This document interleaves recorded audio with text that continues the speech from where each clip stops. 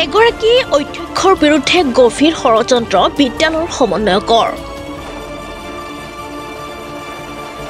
অধ্যক্ষৰ বিৰুদ্ধে ষড়যন্ত্ৰমূলকভাৱে ব্যৱহাৰ এগৰাকী প্ৰাক্তন শিক্ষয়িত্ৰীক। ন্যায় বিচাৰি আৰক্ষী আৰু সাংবাদিকৰ সহায় বিচাৰিছে এগৰাকী প্ৰাক্তন শিক্ষয়িত্ৰী আৰু অধ্যক্ষই।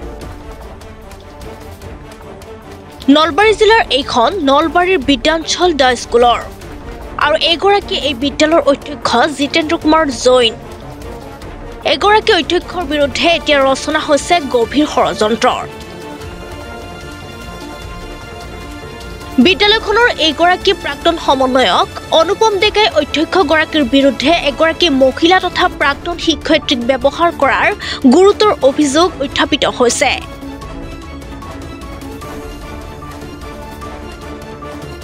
অভিযোগ অনুসৰি গোপন অভিসন্ধিৰে সমন্বয়ক অনুপম ডেকাই প্ৰাক্তন শিক্ষয়িত্ৰীগৰাকীৰ মোবাইলৰ পৰা অধ্যক্ষৰে হোৱা বাৰ্তালাপ নিছিল নিজৰ মোবাইললৈ। ইয়াৰ পিছতে সেই মেছেজ বিকৃত কৰি এটা পৰ্টেল চেনেলৰ যোগে অধ্যক্ষ জিতেন্দ্ৰ কুমাৰ জৈনৰ বিৰুদ্ধে বাতৰি সম্প্ৰচাৰ কৰিছিল। ইয়াৰ পিছতে ক্ষোভিত হৈ পৰে প্ৰাক্তন শিক্ষয়িত্ৰীগৰাকীৰ লগতে অধ্যক্ষগৰাকী। দুয়োগৰাকীয়ে পৃথকে পৃথকে সমন্বয়ক অনুপম ডেকাৰ বিৰুদ্ধে নলবাৰী আৰক্ষী থানাত গোচৰ ৰুজু কৰে। কেৱল ইমানেই নহয়, ভুক্তভোগী শিক্ষয়িত্ৰীগৰাকীয়ে অধ্যক্ষগৰাকীৰ বিৰুদ্ধে অনা অভিযোগ নস্যাৎ কৰি অনুপম ডেকাৰ প্ৰকৃত চৰিত্ৰ প্ৰকাশ কৰিবলৈ বাৰ্তাযোগে এক সাংবাদিকক আহ্বান জনায়।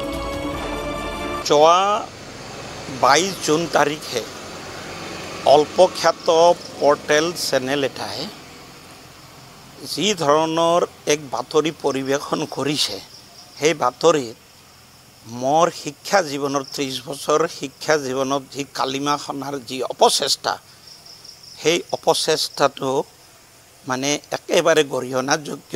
আৰু আপুনি চাওক, মোৰ বিদ্যালয়ৰ প্ৰাক্তন সমন্বয়ক এজন, মই আচলতে তেওঁৰ নামটো ক'ব খোজা নাই, তেওঁৰ নাম ক'বলৈ মোৰ ঘৃণা উপজিছে।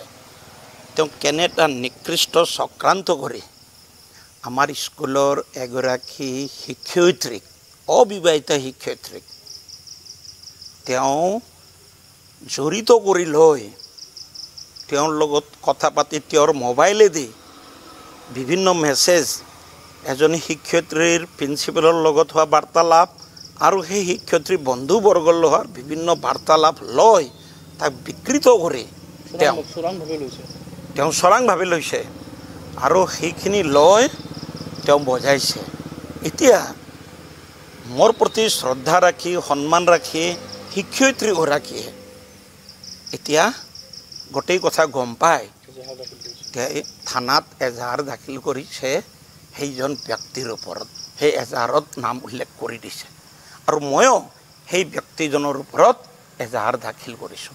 মোৰ ক'ব লগা কথা হ'ল যে মই এটা অনুষ্ঠানৰ মুৰব্বী, তেওঁ এজন সমন্বয়ক, আমাৰ শিক্ষয়িত্ৰী আছে, তেওঁৰ কেনেধৰণৰ এটা নিজৰ ন্যস্ত স্বাৰ্থৰ কাৰণে, সেইটো আচৰিত, এটা নিজৰ ন্যস্ত স্বাৰ্থ পূৰণ কৰাৰ বাবে তেওঁ এগৰাকী শিক্ষয়িত্ৰীক ব্যৱহাৰ কৰিছে, যিগৰাকী শিক্ষয়িত্ৰী মানে এজনী মহিলা। আৰু আমি ভাৰতত মহিলাক আমি কিমান মৰ্যাদা দিওঁ, এজনী মহিলাক, এজনী নাৰীক তেওঁ ব্যৱহাৰ কৰি বিভিন্ন কূট পথলে বিপদে পৰিচালনা কৰি বুজাই পৰাই মাথো এমাহতে তাইক চাকৰি এৰিব লগা হৈছে, আন এজনী শিক্ষয়িত্ৰীক চাকৰি এৰিছে। আৰু চাব গুৰুত্বপূৰ্ণ কথা, পৰ্টেলৰ বাতৰি বজাৰ ঠিক প্ৰায় 10-15 দিনমান আগত তেওঁ নিজেও চাকৰিৰ পৰা এৰিছে, কোনো কাৰণ নোহোৱাকৈ তেওঁ এৰিছে। দুগৰাকী শিক্ষয়িত্ৰীক এৰিছে, নিজে এৰিছে তেওঁ, কোনো কাৰণ আদি।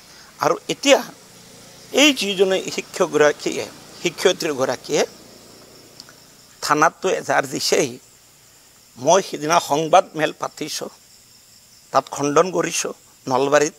আৰু মোৰ নালন্দা পাব্লিক স্কুল, য'ত মই আগতে কাম কৰিছোঁ, তাৰে শিক্ষয়িত্ৰীসকলে সেয়াও নিউজ বাজিছে, শিক্ষয়িত্ৰীসকলে SP অফিচত মেমৰেণ্ডাম দিছে। মই কাম কৰি আছোঁ বৰ্তমান বিদ্যাঞ্চল দ্য স্কুলৰ, তাৰে শিক্ষয়িত্ৰী দিছে।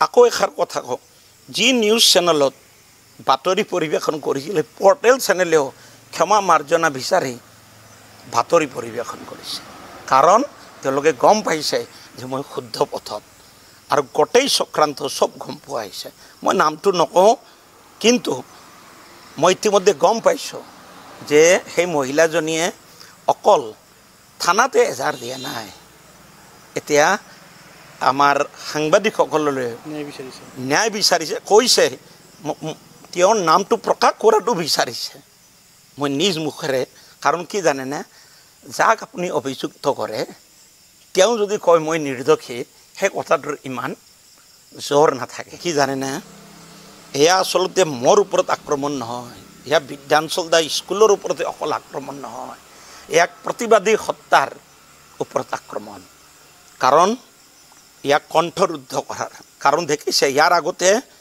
মোক বিভিন্ন মই যেতিয়া শ্বহীদ মুকুন্দ কাকতি হস্পিটেলৰ কাৰণে লাগি আছোঁ গোটেই অসমবাসীয়ে জানে আৰু নলবাৰীবাসী মানুহে মৰ্মে মৰ্মে উপলব্ধি কৰে সেই সংক্ৰান্ততো মোক থানালৈ মাতা অনা হৈছিল কিন্তু মোৰ মুখ বন্ধ কৰিব পৰা নাই এতিয়া মই নাজানো মই আচলতে কি হৈছে জানে ইমান দীঘলীয়া সম্পৰ্কত থকা এজন মানুহ এই যিজন ব্যক্তি মোৰ তেওঁৰ লগত 20 বছৰ সম্পৰ্কীয় চাহ চিনাকি আগতে আমাৰ বিদ্যালয়ত আৰু এখন কাম কৰিছিল ইয়াত এবছৰৰ পৰা তেওঁ কি হৈছে জানে এইটো হ'ব নালাগিছিল তেওঁ ৰাজনৈতিকভাৱে তেওঁ ব্যৱহাৰ হৈছে বা তেওঁ কি কৰিছে ৰাজনীতিভাৱে মোক এনেকৈ কৰি ক'ৰবাৰ পৰা এতিয়া সুবিধা ল'ম বুলি তেওঁ সেই দিশত খোজ দিছিল যেন মানুহজন মই যেন কালিৰ পৰা মাত মাতিব নোৱাৰোঁ কিন্তু মই দৃঢ়তাৰে কৈছোঁ যে মই পুনৰ নলবাৰী সমাজ জীৱনৰ অসমৰ সমাজ জীৱনৰ হয় সমস্যাৰ হয় মই আগৰ দৰে মাত মাতি যাওঁ এইটো দোহাৰিছোঁ কাৰণ সাহিত্যৰ লগতে হ'ল সমাজ জীৱনৰ লগত হ'ল মই জড়িত মই যিমান যি পাৰোঁ মোৰ নিজৰ এগৰাকী জিতেন্দ্ৰ কুমাৰ জৈন এগৰাকী অধ্যক্ষ হোৱাৰ লগতে নলবাৰীৰ সকলো সামাজিক অনুষ্ঠান প্ৰতিষ্ঠানৰ লগত জড়িত কিহৰ স্বাৰ্থত এগৰাকী অধ্যক্ষৰ বিৰুদ্ধে এই কুচক্ৰান্ত ৰচনা কৰা হ'ল এয়া এতিয়া লাখটকীয়া প্ৰশ্ন